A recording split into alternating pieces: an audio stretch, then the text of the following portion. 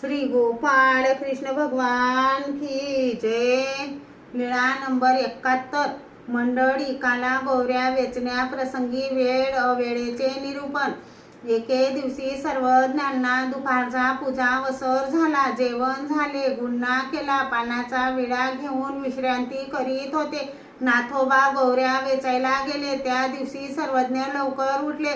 सर्वज्ञांनी चादरीचे कोंगटे घातले, श्रीकरी काठी घेतली, मग तेथे गेले तेव्हा नाथोबा गौऱ्याचे गाठोडे बांधत होते।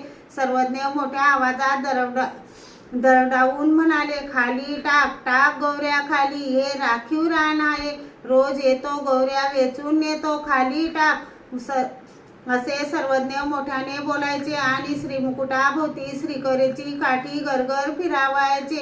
नाथोबांनी भीतीने गाठोडे सोडले व गौऱ्या खाली टाकणार तेवढ्यात त्यांनी सर्वज्ञांना ओळखले। सर्वज्ञांना दंडोते घातले, श्रीचरणा लागले। सर्वज्ञ म्हणाले, काय हो मंडळीका, घाबरलेत?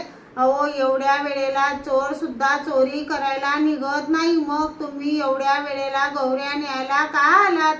असे काम करू नका। सर्वज्ञ म्हणाले, अवेळ सवेळ दुपार इथे तिन्ही चुकवावी। मग सर्वज्ञ त्यांच्यासह गुंफेकडे गेले। श्री गोपाळ कृष्ण भगवान की जय।